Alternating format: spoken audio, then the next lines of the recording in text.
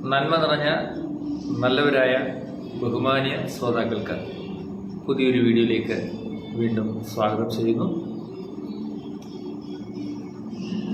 ഇന്നെനിക്ക് വലിയ ഒരു സന്തോഷം നിറഞ്ഞ ദിവസമാണ്. കാരണം യേശുക്രിസ്തുവിൻ്റെ ഏറ്റവും പ്രധാനപ്പെട്ട നമ്മൾ പരിമേൽപ്പിക്കപ്പെട്ട ദൗത്യം സുവിശേഷം അറിയിക്കുക എന്നുള്ളതാണ്. പ്രത്യേകിച്ച് പരസ്യ സ്ഥലങ്ങളിൽ ദൈവവചനം ഘോഷിക്കപ്പെടുമ്പോൾ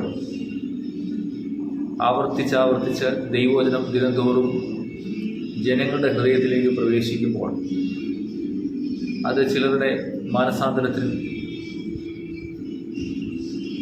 സ്വർഗരാജ്യത്തിൽ ഒരു വ്യക്തിയുടെ പേരും കൂടെ ജീവപുസ്തകത്തിൽ എഴുതുവാനും കാരണമായി തീരുന്ന ഒരു ശുശ്രൂഷയാണ്.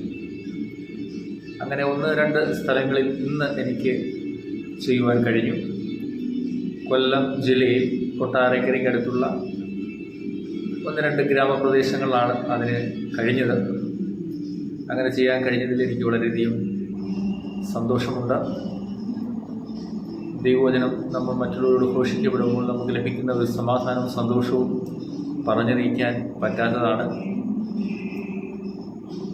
കർത്താവായ യേശുക്രിസ്തുവിൻ്റെ വരവ് ഏറ്റവും ആസന്നമായിരിക്കുന്നു എന്ന് എന്നെപ്പോലെ തന്നെ എല്ലാവർക്കും അറിയാമല്ലോ. അപ്പോൾ കർത്താവായ യേശുക്രിസ്തുവിൻ്റെ വരവിന് വേണ്ടി പൊതുജനത്തെ ഒരുക്കിയെടുക്കുക, അതിനുവേണ്ടി അവരെ സന്നദ്ധരാക്കുക, നിത്യ നരകത്തിൽ നിന്നും അവരെ വഴിയുള്ളവരാക്കി തീർക്കുക എന്നുള്ളതാണ് എന്നിൽ ഭരമേൽപ്പിക്കപ്പെട്ട ദൈവിക ദൗത്യം. അത് നിറവേറ്റുവാൻ കഴിഞ്ഞതിൽ എനിക്ക് വളരെയധികം കൃതാർത്ഥതയുണ്ട്. ഈ യൂട്യൂബ് ചാനൽ ആരംഭിച്ചിട്ട് 10-15 ദിവസമേ ആയിട്ടുള്ളെങ്കിലും അതിനു മുമ്പ് ചില ദിവസങ്ങളിലൂടെ എനിക്കങ്ങനെ ചെയ്യുവാനായിട്ട് കഴിഞ്ഞിട്ടുണ്ട്. അതിന് ദൈവം തന്ന നിയോഗങ്ങളും എങ്ങനെ ഈ അവസ്ഥയിലെത്തി എന്നതിനെക്കുറിച്ചും സമയം പോലെ സന്ദർഭോചിതമായി അതിനെക്കുറിച്ച് പറയുവാൻ ഞാൻ സമയം കണ്ടെത്തുന്നതായിരിക്കും. ഇനി നമുക്ക് ഇന്ന് പോയ അവിടുത്തെ വീഡിയോ ഒന്ന് എടുക്കുവാനായിട്ട് കഴിഞ്ഞു. ആ വീഡിയോ ഒന്ന് പ്ലേ ചെയ്യാനായിട്ട് ആഗ്രഹിക്കുകയാണ്. ദയവായി ശ്രദ്ധിച്ചാൽ. സ്നേഹം കൊണ്ടാണ്. യേശുക്രിസ്തുവാണ് സുവിശേഷം. സുവിശേഷം എന്ന് പറഞ്ഞാൽ ഗുഡ് ന്യൂസ് അഥവാ നല്ല വാർത്ത എന്നാണ് അതിനർത്ഥം. ദുഷ്ടന്മാരെയും പാപികളെയും നിഗ്രഹിച്ച് നല്ലവരെയും നീതിമാന്മാരെയും പരിഗണിക്കുന്ന മാനുഷിക ദുഷ്ടന്മാരെയും പാപികളുമായ മനുഷ്യരെ അവരുടെ പാപത്തിന്റെ പിടിയിൽ നിന്നും വിടുവിച്ച് നല്ല മനുഷ്യരും പുതിയ സൃഷ്ടികളുമാക്കി തീർക്കാൻ വേണ്ടി സ്വർഗാതിസ്വർഗത്തിലെ മഹിമകളെ വിളിഞ്ഞ് ഈ ഭൂമിയിൽ ഇന്നേക്ക് 2026 വർഷങ്ങൾക്ക് മുമ്പ് സാക്ഷാൽ സർവശക്തിയുള്ള ദൈവം ഒരു സ്ത്രീയുടെ ഗർഭപാത്രത്തിൽ ഒതുങ്ങി ഭൂമിയിൽ അവതരിച്ചു എന്നുള്ളതാണ് ആ നല്ല വാർത്ത അഥവാ ഗുഡ് ന്യൂസ്. അതാണ് ഞാൻ നിങ്ങളോട് പ്രസംഗിക്കുന്ന യേശുക്രിസ്തു. നിങ്ങളോട് പ്രസംഗിക്കുന്ന എന്നെ പാപത്തിന്റെ നീരാളിപ്പിടുത്തത്തിൽ നിന്നും രക്ഷിച്ച് യേശു സ്വാതന്ത്ര്യം നൽകി പുതിയ സൃഷ്ടിയാക്കി തീർത്തു എന്നതിന് ഞാൻ യേശുവിന്റെ സാക്ഷിയാണ്. അധ്വാനിക്കുന്നവരെയും ഭാരം ചുമക്കുന്നവരെയും എല്ലാം എന്റെ അടുക്കൽ വരുവിൻ, ഞാൻ നിങ്ങളെ ആശ്വസിപ്പിക്കാം എന്ന് അരുളി ചെയ്തവനാണ് യേശു. ലോകത്തിന്റെ വെളിച്ചമാണ് യേശുക്രിസ്തു. വാളെടുക്കുന്നവരെല്ലാം വാളാ നശിച്ചു പോകുന്നതും നിന്റെ ശത്രുവിന് വിശപ്പിനുവെങ്കിൽ ആഹാരം കൊടുക്കുക എന്ന് അരുളി ചെയ്തവനാണ് യേശുക്രിസ്തു. നിങ്ങളുടെ പാപങ്ങൾക്ക് പരിഹാരമാക്കുമ്പോൾ പ്രശ്നങ്ങൾക്ക് പരിഹാരമാകും എന്ന് നമ്മെ ബോധ്യപ്പെടുത്തി തരുന്നയാളാണ് യേശുക്രിസ്തു. യേശു ഒരു വ്യക്തിഗതയോ അഗ്നിയോ സാധനയോ അല്ല, യേശു ഒരു യാഥാർത്ഥ്യമാണ്. യേശുവിന് നിങ്ങളുടെ പരാജയങ്ങളെ മാറ്റി വിജയത്തിലേക്ക് എത്തിക്കുവാൻ കഴിവും പ്രാപ്തിയുള്ള ദൈവമാണ്. കൂടാതെ നിങ്ങൾക്ക് മരണത്തിനപ്പുറം നിത്യജീവൻ നൽകുവാൻ കഴിയുന്നവരാണ് യേശുക്രിസ്തു. പാപിയായ മനുഷ്യനെ ദൈവത്തോട് അടുപ്പിക്കുവാൻ ദൈവം ഒരുക്കിയ രക്ഷാപദ്ധതിയാണ് യേശുക്രിസ്തു എന്ന് സ്നേഹത്തോടെ ഓർപ്പിക്കട്ടെ. സാക്ഷാൽ യേശുക്രിസ്തുവിനെ എതിർത്തവരെ കൊണ്ടാണ് യേശു ബൈബിൾ എഴുതിച്ചിട്ടുള്ളത് എന്ന് നിങ്ങൾക്കറിയാമോ? ബൈബിൾ പഴയ നിയമവും പുതിയ നിയമവും അടങ്ങുന്നതാണ്. പുതിയ നിയമം ഭൂരിഭാഗവും എഴുതിയ ഒരാളെ ഞാൻ നിങ്ങൾക്ക് പരിചയപ്പെടുത്താം. അദ്ദേഹത്തിന്റെ പേര് ശൗൽ എന്നാണ്. അദ്ദേഹം യഹൂദനും അഗാധ ജ്ഞാനമുള്ള പണ്ഡിതനും യഹൂദ മതത്തിൽ എരിവുള്ളവനായിരുന്നു. എന്നാൽ ഇദ്ദേഹത്തിന്റെ ഹോബി ക്രിസ്തുവിൽ വിശ്വസിക്കുന്നവരെ കൊന്നു മുടിക്കലായിരുന്നു. ഈ പ്രവൃത്തിയിലായിരുന്നു അദ്ദേഹം സന്തോഷം കണ്ടെത്തിയിരുന്നത്. ദൈവമക്കളെ ആക്രമിക്കുവാൻ നട്ടുച്ച നേരത്ത് കുതിരപ്പുറത്ത് പായുമ്പോൾ പെട്ടെന്ന് ആകാശത്തു നിന്ന് ഒരു വെളിച്ചം അവന്റെ ചുറ്റും മിന്നി. ശൗൽ ഓടുന്ന കുതിരപ്പുറത്തു നിന്ന് താഴെ വീണു. ശൗലേ, ശൗലേ, നീ എന്നെ ഉപദ്രവിക്കുന്നു എന്ത് എന്നൊരു ശബ്ദവും അവൻ കേട്ടു. അതേ പ്രിയരെ, ദൈവമക്കളെ തൊടുന്നവരെ ദൈവത്തിന്റെ കൃഷ്ണമണിയെ തൊടുന്നതിന് തുല്യമാണ്. വീഴ്ചയിൽ കാഴ്ചശക്തി പോയ ശൗലിന് കാഴ്ച തിരിച്ചു കിട്ടിയത് 3 ദിവസം കഴിഞ്ഞാണ്. ഈ ശൗലാണ് പുതിയ നിയമ ബൈബിൾ ഭൂരിഭാഗവും എഴുതിയതും. യേശു ക്രിസ്തു തന്നെയാണ് ദൈവഭക്തിയുടെ കവലകളും ഗ്രാമങ്ങളും പട്ടണങ്ങളും മൂലികളെന്നും യേശുവിനെ പ്രസംഗിച്ചത്. ആകാശത്തു നിന്നും ഈ വെളിച്ചം ഈ പ്രസംഗിക്കുന്ന എന്റെ ചുറ്റും മിന്നിയപ്പോൾ ഞാനും ശൗലിനെ പോലെയായി നിങ്ങളുടെ അടുക്കലെത്തി. ഇന്ന് യേശു ക്രിസ്തുവിനെ ഏറ്റവും കൂടുതൽ എതിർക്കുന്നവർ നാളെ എന്നെ പോലെ കവലകൾ പ്രസംഗിക്കുന്നവളായി മാറും. ഇതാണ് 1-ാം നൂറ്റാണ്ട് മുതൽ നടന്നുകൊണ്ടിരിക്കുന്നത്. അതാണ് മാനസാന്തരത്തിന്റെ സുവിശേഷം.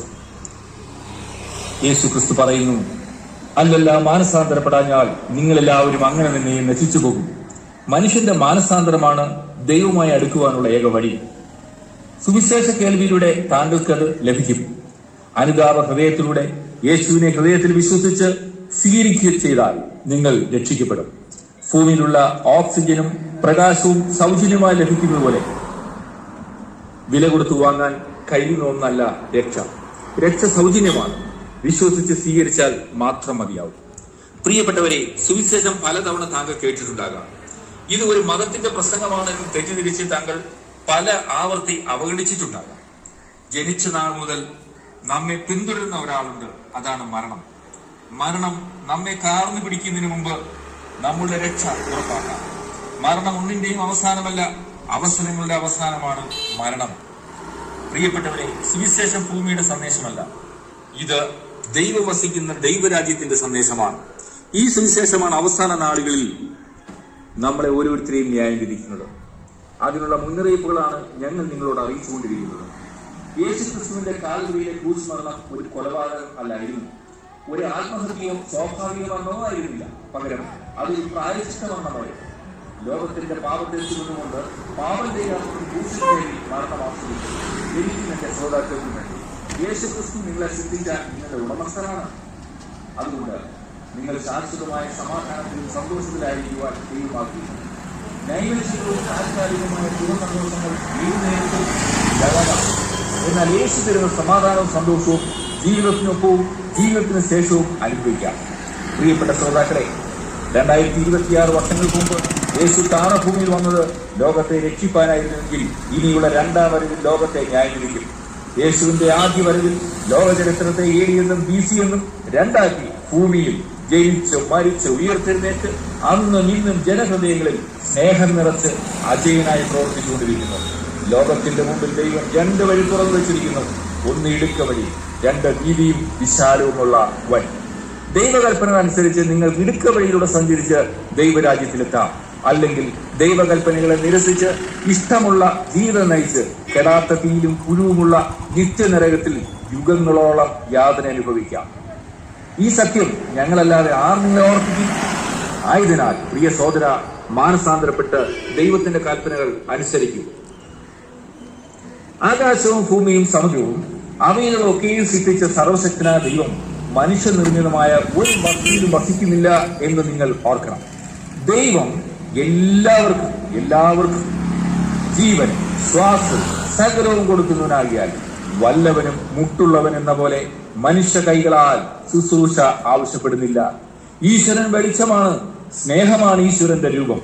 ജാതിയില്ല, മതമില്ല, വർഗമില്ല, കറുത്തവനെന്നില്ല, വെളുത്തവനെന്നില്ല, ആഫ്രിക്കക്കാരനെന്നോ അമേരിക്കക്കാരനോ ഇന്ത്യക്കാരനെന്നോ ഇല്ല. എല്ലാ മനുഷ്യരെയും ഒരുപോലെ സ്നേഹിക്കുന്ന ഒരു ലോക നേതാവായ രക്ഷിതാവിനെ ഞാൻ താങ്കൾക്ക് പരിചയപ്പെടുത്താം. അതാണ് ഞാൻ പ്രസംഗിക്കുന്ന യേശു ക്രിസ്തു. അതെ, താങ്കൾ ഈ രക്ഷിതാവിനെ കണ്ടുമുട്ടിയാൽ താങ്കളുടെ ജീവിതം വഴിമാറും. താങ്കൾ ആളുമാറിയവനെ പോലെയാകും. നമ്മുടെ സകല പ്രശ്നങ്ങൾക്കും പരിഹാരം നൽകുവാൻ യേശു സർവശക്തിയുള്ള ദൈവമാണ്. പാപജീവിതത്തിൽ നിന്നും താങ്കൾ ആഗ്രഹിച്ചിട്ടും സ്വതന്ത്രനാകുവാൻ കഴിയുന്നില്ലെങ്കിൽ യേശുവിന് താങ്കളെ സ്വതന്ത്രനാക്കുവാൻ കഴിയും. പാപം നമ്മിൽ വസിക്കുന്നിടത്തോളം കാലം നാം ഇരുളിലാണ് പ്രിയമുള്ളവരെ. ലോകത്തിന്റെ വെളിച്ചമായ യേശുവിനെ ഹൃദയത്തിലേക്ക് സ്വീകരിച്ചാൽ നിങ്ങളും വെളിച്ചമുള്ളവരായി മാറും. ലോകത്തിന്റെ മഹാന്മാരെല്ലാം അടയ്ക്കപ്പെട്ട കല്ലറകളിൽ വിശ്രമിക്കുമ്പോൾ ഞാൻ പ്രസംഗിക്കുന്ന യേശുവിന്റെ കല്ലറ ഇന്നും തുറന്നു കിടക്കും. അവിടെ ഇങ്ങനെ എഴുതി വെച്ചിട്ടുണ്ട്, അവൻ ഇവിടെയില്ല, അവൻ ഉയർത്തെഴുന്നേറ്റിരിക്കുന്നു. അതേ പ്രിയ സ്നേഹിതരെ, യേശു ക്രിസ്തു സ്വർഗത്തിലും ഭൂമിയിലുമായി ഇന്നും ജീവിക്കുന്നു. ഈ യേശു ലോകത്തിലുള്ളവർക്കെല്ലാം കാണത്തക്കവണ്ണം ആകാശമേഖലയിൽ വെളിപ്പെടുവാൻ പോകുന്നു. യേശു ക്രിസ്തുവിന്റെ രണ്ടാം വരവ് വളരെ വേഗത്തിൽ നടക്കുവാൻ പോകുന്നു എന്ന് എന്റെ ശ്രോതാക്കളെ ഞാൻ ഓർപ്പിക്കട്ടെ. കർത്താവ് താൻ ഗംഭീരനാദത്തോടും പ്രധാന ദൂതന്റെ ശബ്ദത്തോടും ദൈവത്തിന്റെ കാഹളത്തോടും കൂടെ സ്വർഗത്തിൽ നിറങ്ങി വരികയും ക്രിസ്തുവിൽ മരിച്ചവർ മുമ്പേ ഉയർത്തെഴുന്നേൽക്കുകയും ചെയ്യും. പിന്നെ ജീവനോട് ശേഷിക്കുന്ന ക്രിസ്തുവിനെ സ്വീകരിച്ചവർ ഒരുമിച്ച് ആകാശത്തിൽ കർത്താവിനെ എതിരേൽപ്പാൻ മേഘങ്ങളിൽ എടുക്കപ്പെടും. ഇത് എന്റെ ശ്രോതാക്കൾ കേട്ടിട്ടുണ്ടോ? ഒരുങ്ങിയിട്ടുണ്ടോ? പാപത്താൽ ദൈവശിക്ഷയ്ക്ക് വിധിക്കപ്പെട്ട മനുഷ്യവർഗത്തെ നശിപ്പിക്കുവാനല്ല, രക്ഷിക്കുവാൻ ദൈവം ഒരുക്കിയ രക്ഷാ പദ്ധതിയാണ് യേശുക്രിസ്തുവിനെ സ്വീകരിക്കാനും നിരസിക്കാനും താങ്കൾക്ക് സ്വാതന്ത്ര്യമുണ്ട്. നിങ്ങൾ യുദ്ധങ്ങളെയും കലഹങ്ങളെയും കുറിച്ച് കേൾക്കുമ്പോൾ ഞെട്ടിപ്പോരുത്. അത് ആദ്യം സംഭവിക്കേണ്ട തന്നെ ജാതി ജാതിയോടും രാജ്യം രാജ്യത്തോടും എതിർക്കും. വലിയ ഭൂകമ്പവും ക്ഷാമവും മഹാവ്യാധികളും അവിടെ ഉണ്ടാകും. ഭയങ്കര കാഴ്ചകളും ആകാശത്തിൽ മഹാലക്ഷ്യങ്ങളും ഉണ്ടാകും. ഇത് യേശുവിന്റെ വാക്കുകളാണ്. ഇപ്പോൾ ലോകത്തിൽ സംഭവിച്ചുകൊണ്ടിരിക്കുന്ന സംഭവങ്ങൾ യേശുവിന്റെ ഈ വാക്കിനോട് അക്ഷരം പ്രതി ശരിവെക്കുന്നതാണ് എന്ന കാര്യത്തിൽ രണ്ടു പക്ഷമില്ല. യേശു ക്രിസ്തുവിനെ കുറിച്ച് താങ്കൾക്ക് കൂടുതൽ അറിയാനും നിങ്ങൾക്ക് വേണ്ടി പ്രാർത്ഥിക്കുവാൻ നിങ്ങൾ ആഗ്രഹിക്കുകയോ ചെയ്യുന്നുണ്ടെങ്കിൽ 7306252172 ഒരിക്കൽ കൂടി പറയാം. 7306252172 എന്ന വാട്സപ്പ് നമ്പറിലേക്ക് മെസ്സേജ് അയയ്ക്കുക. കൂടാതെ എന്റെ ദൈവരാജ്യം നിങ്ങളുടെയും എന്ന യൂട്യൂബ് ചാനലിലൂടെയും നിങ്ങൾക്ക് കൂടുതൽ വിവരങ്ങൾ ലഭിക്കുന്നതാണ്. ആകയാൽ കാലത്തിൽ ദൈവരാജ്യം സമീപിച്ചിരിക്കാൻ മാനസാന്തരപ്പെട്ട് സുവിശേഷത്തിൽ വിശ്വസിക്കുകയും എന്ന് ഒരിക്കൽ കൂടെ എന്റെ ശ്രോതാക്കളെ ഓർപ്പിച്ചുകൊണ്ട് എന്റെ വാക്കുകൾക്കിവിടെ അടിവരയിടുന്നു. ക്ഷമയോടെ ഞങ്ങളെ ശ്രമിച്ച് കേൾപ്പിക്കരുത്. ഹൃദയത്തിൽ നിന്നുള്ള സ്നേഹാദരങ്ങൾ അറിയിച്ചുകൊണ്ട് അടുത്ത സ്ഥലത്തേക്ക് നീങ്ങുന്നു. നന്ദി.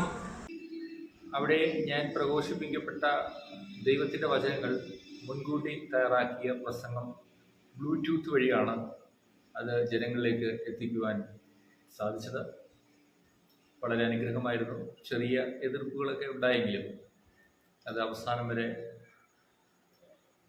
പൂർത്തീകരിക്കുവാൻ സർവേശ്വരൻ ഇടയാക്കി.